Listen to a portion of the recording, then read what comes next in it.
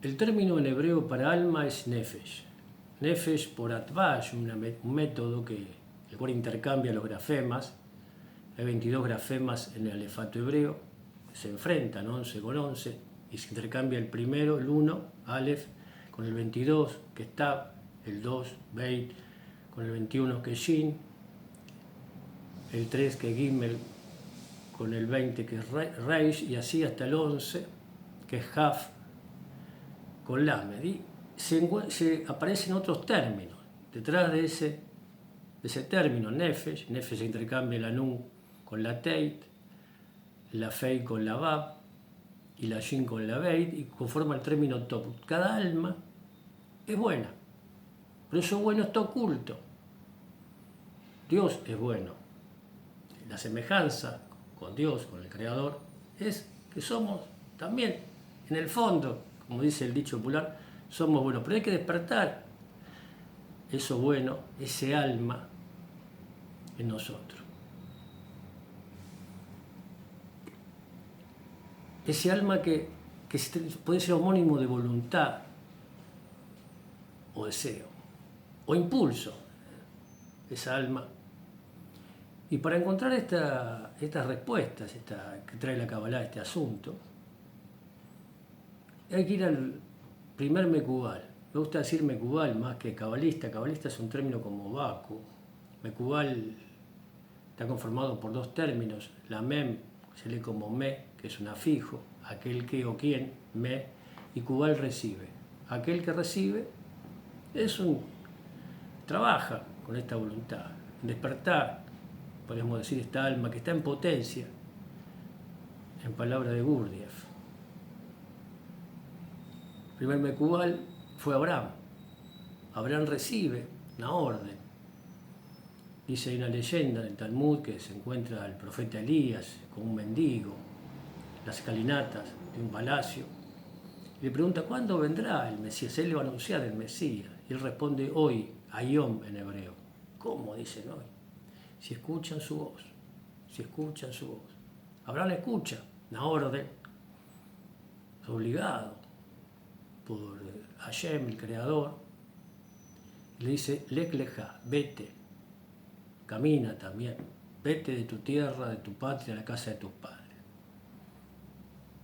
Toma distancia de los mandatos culturales, sociopolíticos y familiares. Él era hijo por ejemplo, de un vendedor de ídolos. Y decía a su padre, estos son ídolos, no son, bueno, pero es mi negocio. Ese tipo convive con esas contradicciones.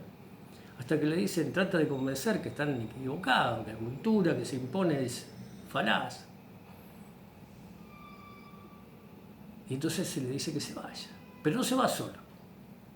En el capítulo 12 de Génesis, o así, donde comienza la peripecia de Abraham, versículo 5, dice, Abraham se fue con Lot, su sobrino, Sara, y con las almas, ¿qué hizo? A Nefesh, ¿qué hizo? ¿Cómo hizo almas?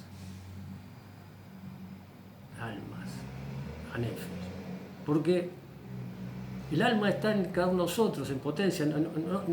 Eso que es voluntad no se expresa, y la voluntad es cooptada por la cultura, por la realidad sociopolítica y por nuestros mandatos familiares.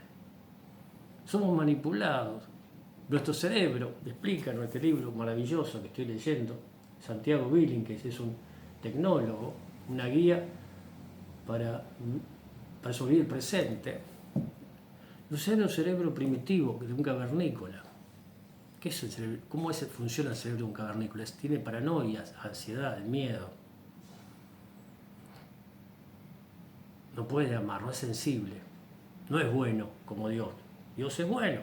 El ser humano no somos buenos, decía su primer clase Isaac Luria a sus cachorros, el león de Safed. No somos malos, no somos buenos. Hay que despertar, esa bondad en nosotros. Lo bueno, el alma, la nefesh, la voluntad en nosotros.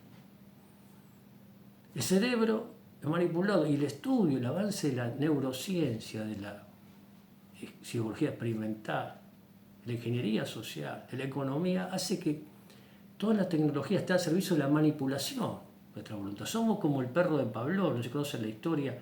Pavlov hacía dar a comer a un perro y le hacía sonar una campana. Llega un momento, se llama reflejo condicionado.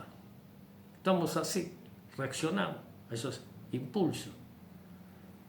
Y en un momento suena la campana y el perro se le hace agua a la boca. Sabe que piensa que va a la comida. Mecubal, recibimos aquel, todos somos un tipo distinto de Mecubal. Decía un músico, un artista uruguayo, Rubén Olivera, dice que el artista no es un tipo especial de ser humano, sino que cada ser humano es un tipo especial de artista. Así se podía definir un Mecubal. Un Mecubal no es una persona extraordinaria. Cada ser humano es un tipo especial de Mecubal. Todos recibimos estímulos.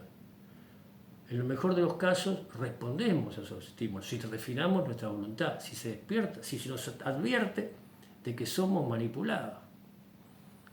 ¿Para qué? Para que consumamos esta sociedad capitalista y para llevarnos por narices, para hacer lo que quieren de nosotros.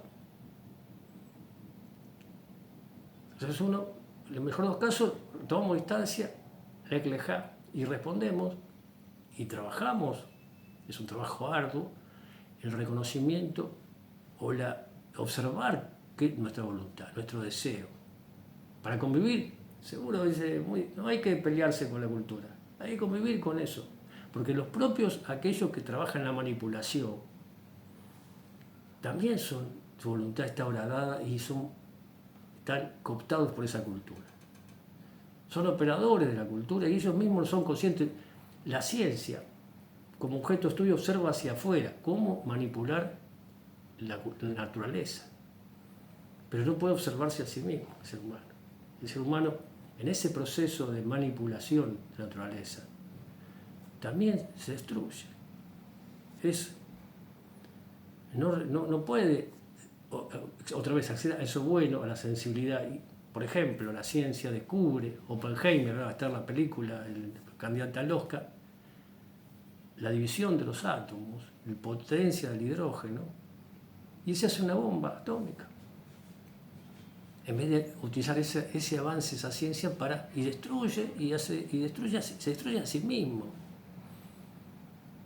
Solía decir Facundo Cabral, el mal se destruye a sí mismo.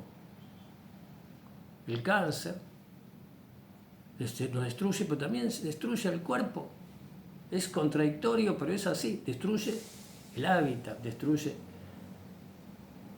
genera dolor. Y también se sufre. También esas personas que suponen manipular a nosotros también son efectos de esa manipulación. No son conscientes, no tienen alma, son desalmados. Toda entidad cósmica es buena.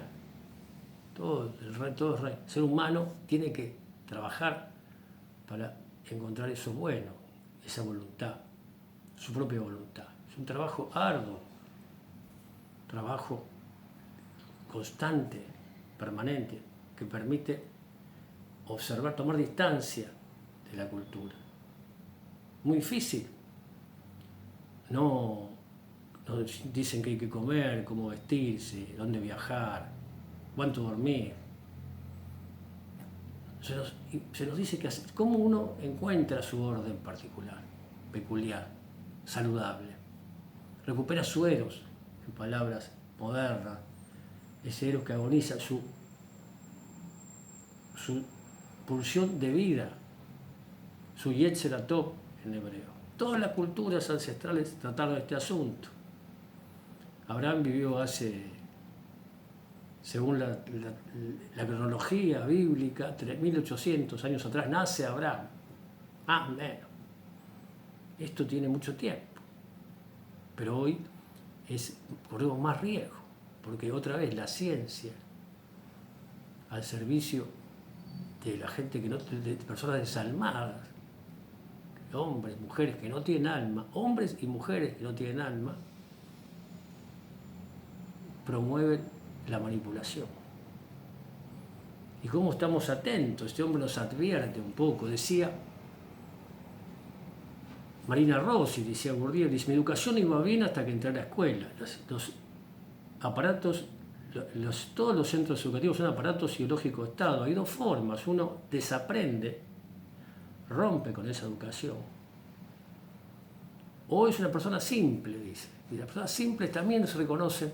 Y hay una historia en Uruguay, análoga con Lech Lejá, con Abraham, que hizo Almas, de Artigas. Artigas fue un prócer rioplatense. Y es derrotado y decide irse, marchar a un exilio. El éxodo se dice, conoce Uruguay, el éxodo oriental. Y lo siguen miles y miles de personas. Casi 600 kilómetros a pie, en carretas, principio del siglo XIX. Más de 2 meses caminando detrás de ese hombre. Él no pidió que lo siguiera. Había hecho Almas, había despertado esa voluntad, que los hace tomar distancia del mandato cultural, del eurocentrismo, del imperio español, del mandato sociopolítico. No querían un paisito, querían una patria grande. Y de su mandato familiar, quemaron sus casas. Él era un hijo de un patricio, podía tener otra vida. ¿Quién lo obligó al tipo a meterse en semejante lío? A enfrentar la cultura, los mandatos Lech Lejá, sociopolíticos, culturales y familiares. Es un trabajo, es enfrentar el mundo, pero para convivir con él. Porque la pelea no se puede ganar, no está perdida. Son pocos los que buscan el conocimiento y despertar su alma. La mayoría de gente está obnubilado, alucinado por la cultura. No sé tú.